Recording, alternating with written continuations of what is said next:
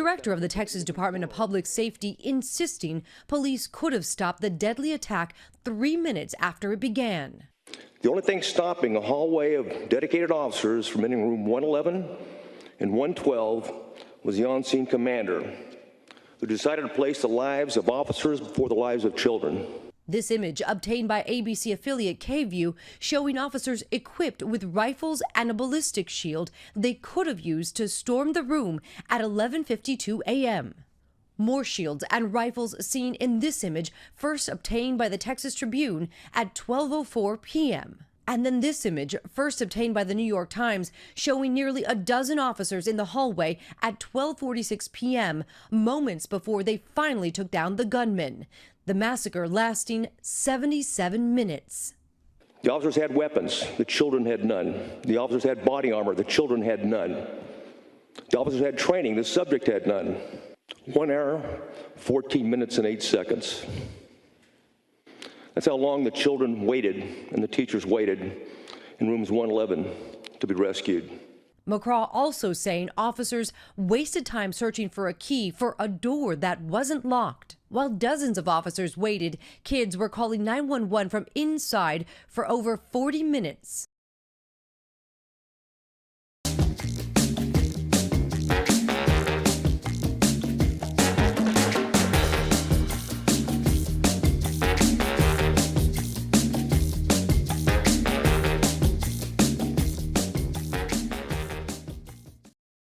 One of the things we learned today, Terry, is the problem in Toronto is not exactly the same as that which is happening in rural Saskatchewan or even in lower mainland BC.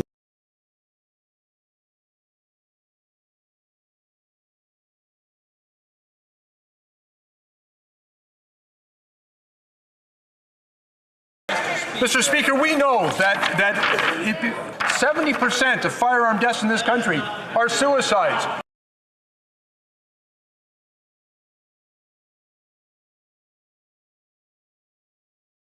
And perhaps most importantly, we've been making investments in housing, in mental health services, in community services, and in creating opportunities for young people so that they make better choices, so that they don't get involved in gangs.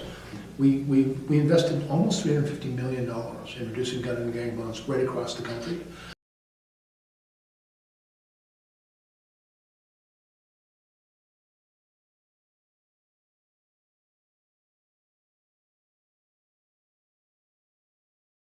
Leading Canadians on firearms. That's right. Public safety should not be a political game. Absolutely. It is our duty in this House to get the facts right to protect Canadians. The current law is very clear. If a firearm owner poses a threat, authorities can confiscate firearms and suspend licenses, preventing further purchases of firearm or possession. If our public safety minister actually had a PAL or an RPAL, he'd already know this instead of trying to develop what he's doing. Mr. Speaker, will the Prime Minister rise, apologize, and correct the record? Mr. Speaker, I will admit I'm not a recreational firearm user, but I have actually enforced and used these laws to keep communities and people safe. So I heard that you have been asked to study on the handgun ban. Yes. So what are the findings you've got so far? Yeah, you know, I've been dealing with handguns, and Yeah. part of the problem in a big city like Toronto is criminals use handguns because they can conceal them. And so handguns in the wrong hands. If a handgun gets in the hands of a criminal, a gang member or somebody who's victim of violence, it's a very, very dangerous weapon. And so I've looked at all of the ways to keep those guns out of the hands of criminals. Okay. And to do that, you have to look at how do they get them in the first place. Many of them are smuggled across the border. Now, Minister, my question is this. You commented in the House just recently, you said this with regards to respecting individual autonomy and decision-making. You said, before I was 25, I was married. I was the father of 2 kids by then. I owned a house. I had a mortgage. I was a cop. I carried a gun. I was entrusted with all the powers of a police officer, including the authority to restrict a person's liberty and to use force, perhaps even deadly force. I could buy a drink and I could smoke a cigarette. That was how I was trusted." End quote. Minister, in this statement, in one breath, you associate maturity and therefore the ability to make autonomous decisions with drinking, using a gun, and applying deadly force. Minister, To use your words, is that not irresponsible to associate those three things in one statement in the House of Commons on Parliament Hill? Ms. Harder, congratulations. That's a remarkable stretch of credibility and logic. Did you not state this? Yeah, what I was talking about is because frankly, you're associating these three question. things with being mature to make an autonomous decision. It's what I was explaining is what the authorities and responsibilities we give to adults, and acknowledging that adults have these authorities. First of all, let me disagree with some of the things you said. I've not been tasked with seizing people's handguns. And for those who aren't, there needs to be rules and regulations to control their behavior. And if they refuse to be law-abiding, then there are consequences for that. But I will tell you, there are some weapons that can't be regulated, should not have to be regulated. They were designed to kill people. And tragically, in this country and around the world, that's exactly why they've been.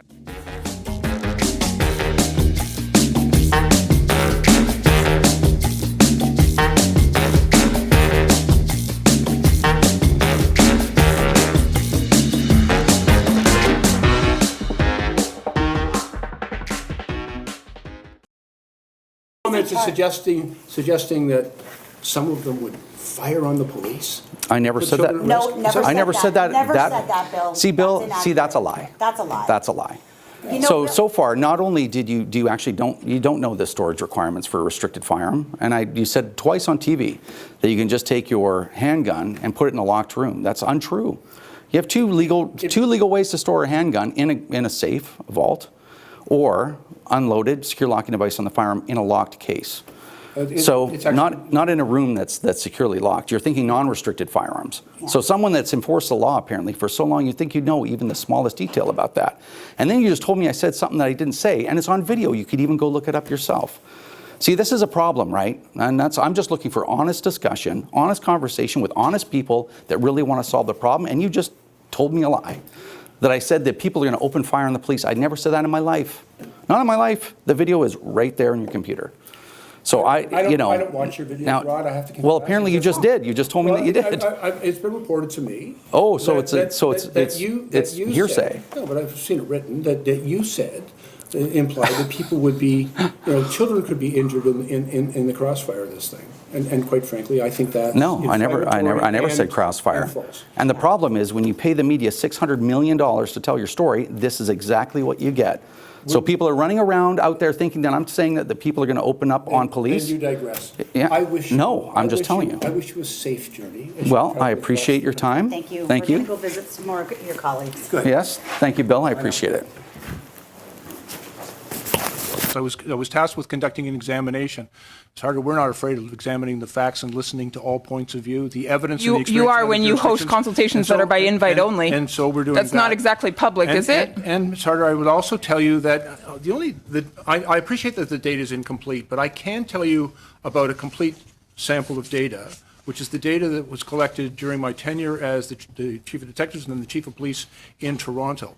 Because during that period of time, we traced the origins of all crime guns in that jurisdiction. And during my tenure, 30% of the guns that we seized that were crime guns used in criminal offense came from domestic sources. 70% were determined to have been smuggled across the border. Now, there is additional Minister, data. I think you've proved my point. In other jurisdictions. I think you've proved my point. You're going after law-abiding gun owners, Minister. You're going after law-abiding gun owners. Go after criminals. But I also think it's important to invest in our communities and to create better opportunity. There's a reason young people join gangs. Right. And because they don't feel that society is just for them, and they don't feel that they have an opportunity for a better life if they make better choices. Yeah. We have a responsibility to them and to our communities to create those jobs, to create those opportunities, to create a sense and a feeling of real justice.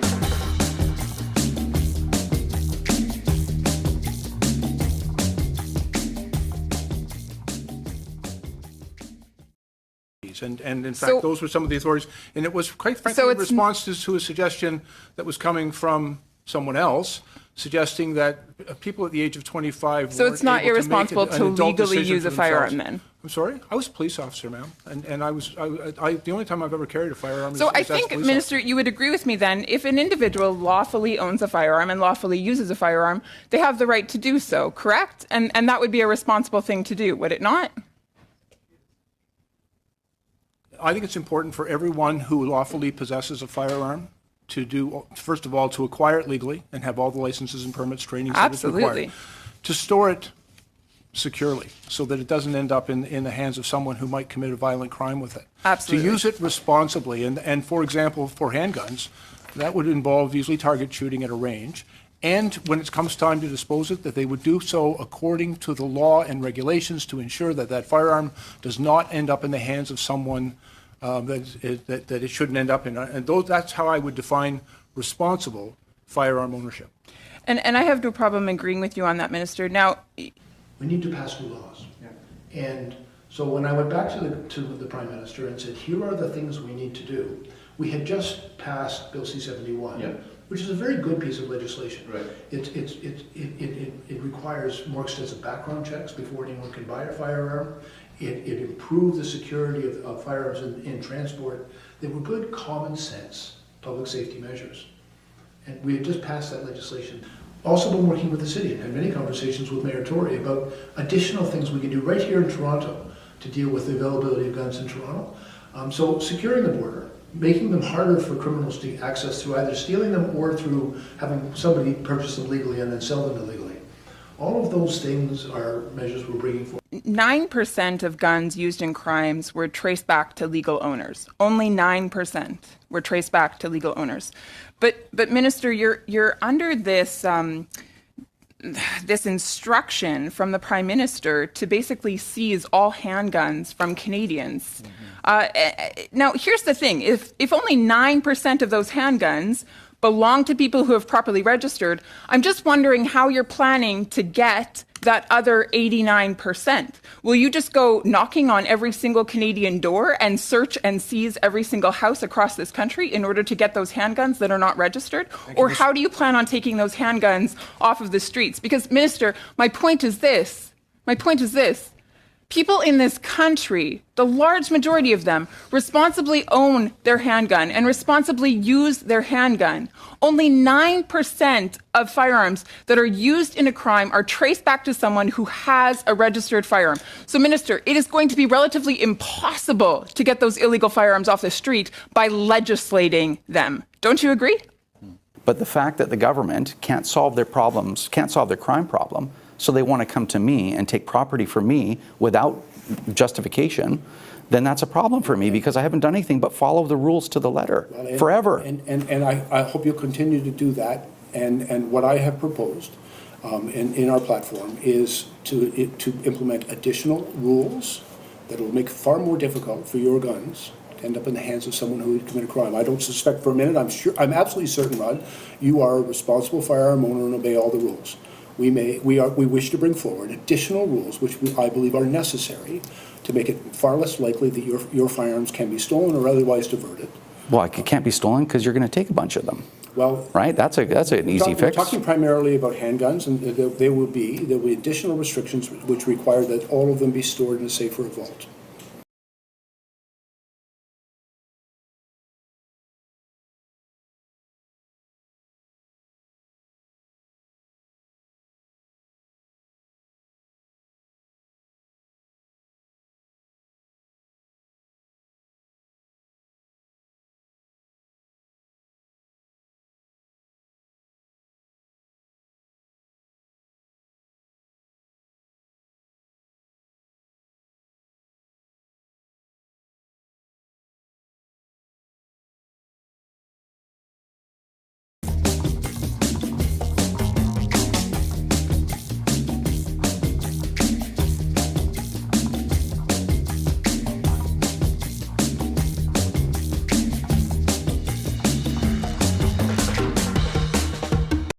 You know, and I will also tell you, without getting too political, too partisan, When a political party, as one of them has said, is that they want to weaken gun laws. They want to make it possible for people to get easier access to guns.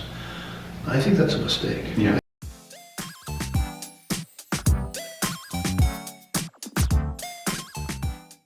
I think that's the wrong thing to do. You know, those people, the politicians who say that, are working more for the gun industry than they are for the public.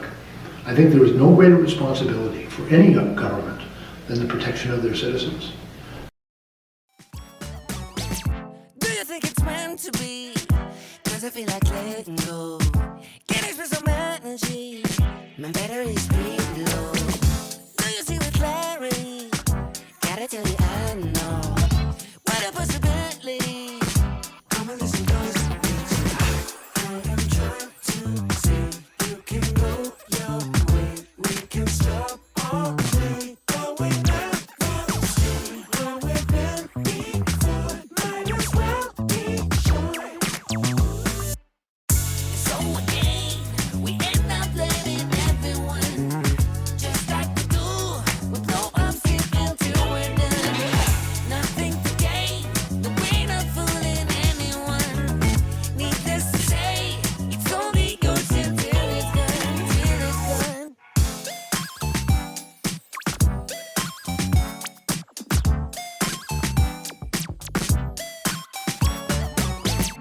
Are we in a parody? 'Cause nobody is laughing though. When it comes to you and me, nothing isn't clean no more. Do we seem like charity? Or seem like anything at all? You got my curiosity. Come and listen close.